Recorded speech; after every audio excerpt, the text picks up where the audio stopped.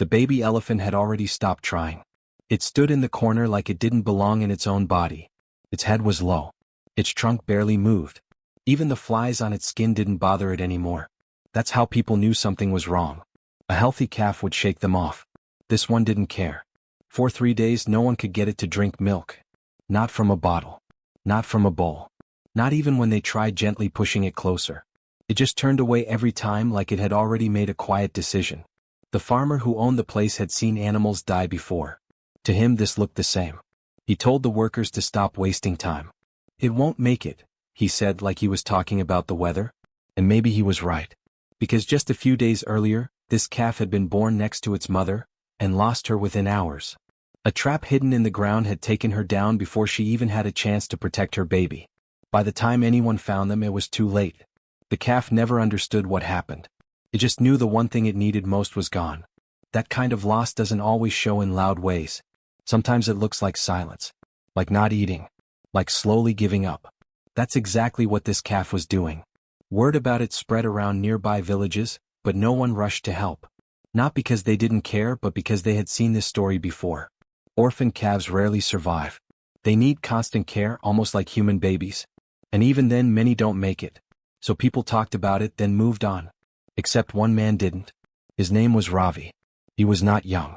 His hands were rough, his back slightly bent, and his days were already full taking care of animals on his own land. He had no reason to get involved. No one asked him to. But when he heard about the calf, something didn't sit right with him. It wasn't the story itself. It was the way it was told. Like the ending was already decided. Ravi didn't like that. He arrived at the farm later that same day. No rush, no noise. Just quiet steps and a long look at the animal everyone had already given up on. The calf didn't react when he came close. Didn't move. Didn't look up. Ravi stood there for a moment just watching. Not judging. Not rushing. Then he slowly bent down and placed his hand on the calf's side. The breathing was there. Weak but there. That was enough for him. The farmer started explaining what they had tried, listing every failed attempt like proof that nothing more could be done. Ravi listened, but his focus stayed on the calf. After a while he asked one simple question. What do you want for it? The farmer didn't hesitate. He named a price low enough to show he had already let go. Ravi agreed without arguing.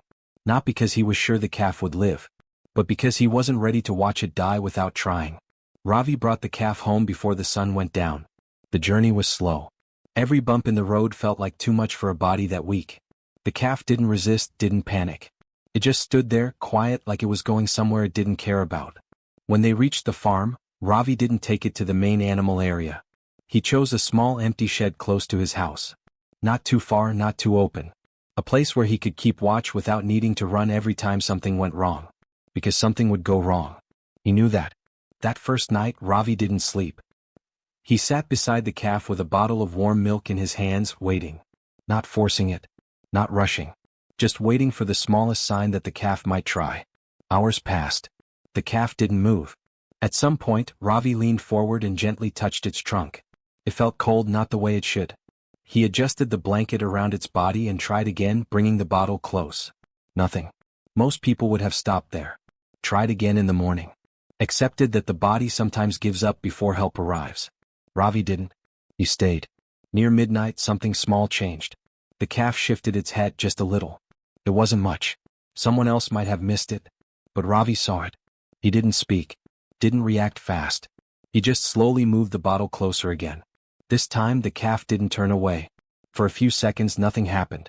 Then very weakly, it touched the bottle with its trunk. Not to drink. Just to feel. Ravi held still.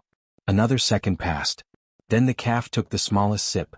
It was barely anything. Most of it spilled out. But it was enough. That one sip meant the calf hadn't fully given up. Ravi let out a quiet breath he didn't realize he was holding. That night became the start of a long routine. Every 2 hours Ravi tried again. Sometimes the calf drank a little. Sometimes it refused completely. There was no pattern, no clear reason. It felt like guessing every time. During the day Ravi adjusted things. He changed the milk temperature, tried different feeding angles, even changed the place where he sat. Small changes, hoping one of them would make a difference. Most of the time it didn't. But slowly, very slowly, the calf started taking more. Not enough to feel safe. Just enough to keep going. Ravi gave the calf a name on the 4th day. He called him Covey. The name came to him without thinking. It didn't need meaning. It just felt right. Like calling something back before it was too late. Covey still looked weak. His legs shook when he tried to stand. Sometimes he would rise halfway, then drop back down like his body forgot how to hold weight. But now he was trying. And that changed everything. Ravi began to notice small signs. The way Covey's ears moved when he heard footsteps. The way his eyes followed light from the door in the morning. These were not big things. But they were signs of life pushing back. There were still bad moments. Times when Covey refused every bottle. Times when his breathing slowed so much Ravi had to sit closer just to make sure it was still there. But Ravi didn't step away. Each night, he stayed by his side, one hand resting gently against Covey's body, feeling every breath like it mattered. Because it did. And for the first time since he was found, the calf was no longer alone. By the second week, Covey was still alive. That alone surprised people. Ravi didn't say much about it, but others started noticing. Workers passing by would stop for a second longer than before.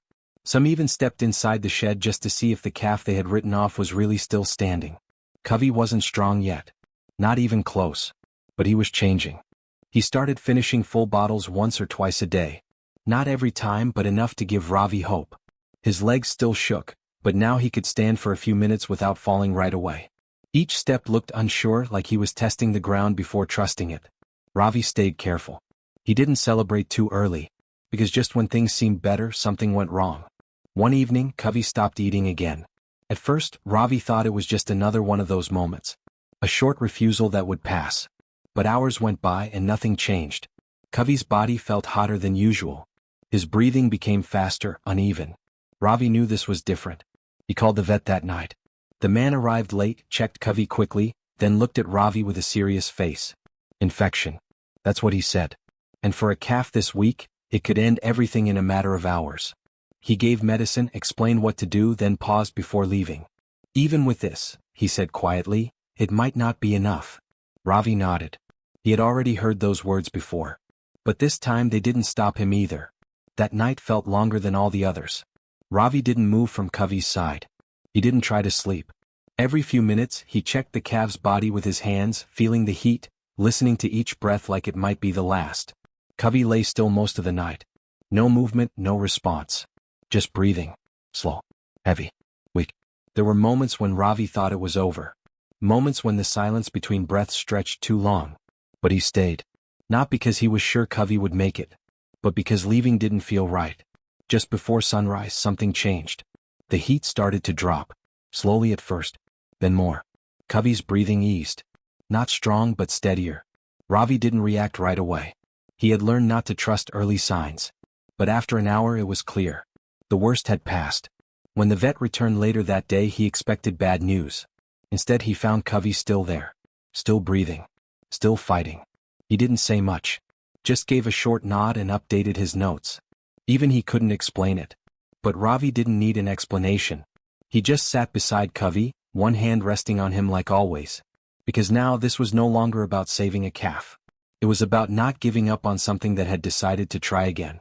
By the third month, Covey was no longer the same calf that had been carried into the shed. He walked on his own now. Slowly, carefully, but without falling every few steps. His legs still looked thin, but they held him up. In the evenings, Ravi would let him step outside for a short time. Not far.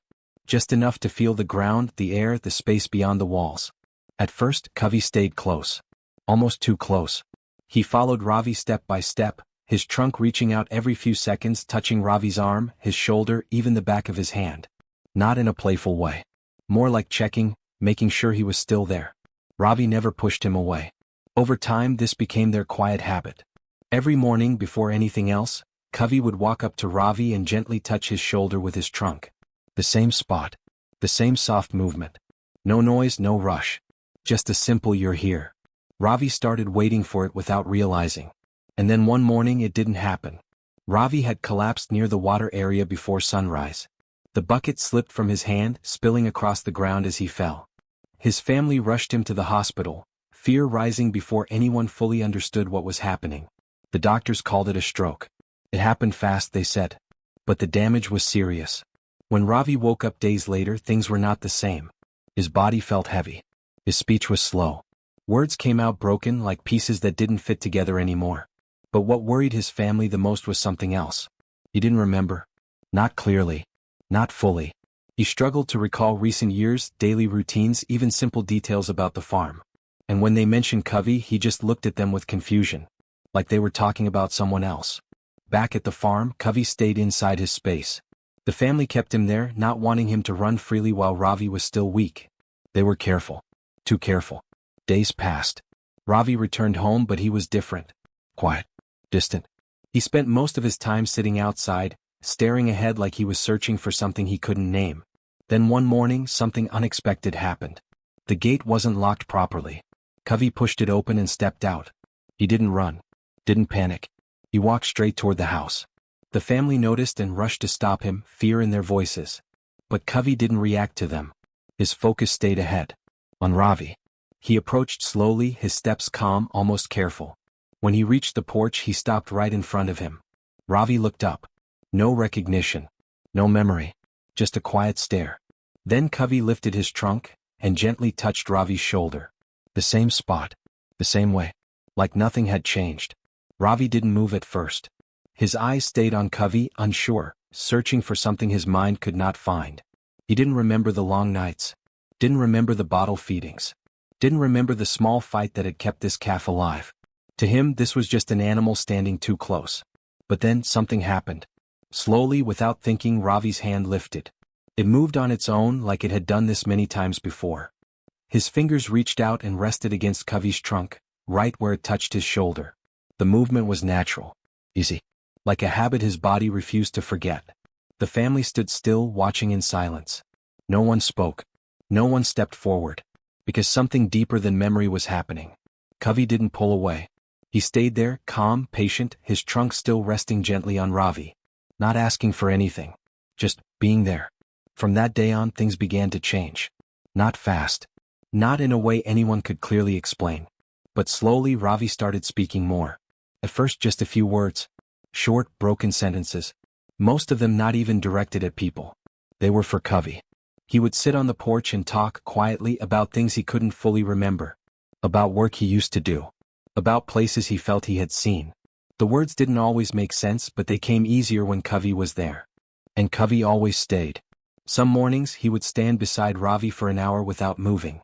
Other times he would gently tap his hand or knee like reminding him to keep going. Weeks passed. Ravi's steps became steadier. His speech clearer. His mind slowly started to rebuild what had been lost. The doctors called it recovery. But they couldn't explain why it was happening faster than expected. Ravi's family didn't question it. They had already seen enough. As time went on, another truth became clear. Covey was growing. He was no longer the weak calf from the shed. His body was getting stronger, heavier. He needed more space, more freedom, more than Ravi could now give. Ravi understood this even without remembering everything. So one day he made a quiet decision. He arranged for Covey to be moved to a wildlife sanctuary, a place where he could live with other elephants, where he could grow the way he was meant to. The day Covey left, there were no loud goodbyes. Ravi stood beside him one last time. He placed his hand gently on Covey's head. Covey lifted his trunk and touched Ravi's shoulder again, the same way he always had. Then he turned and walked forward. Ravi watched until he was gone. He didn't chase after him, because this time letting go was part of keeping him alive.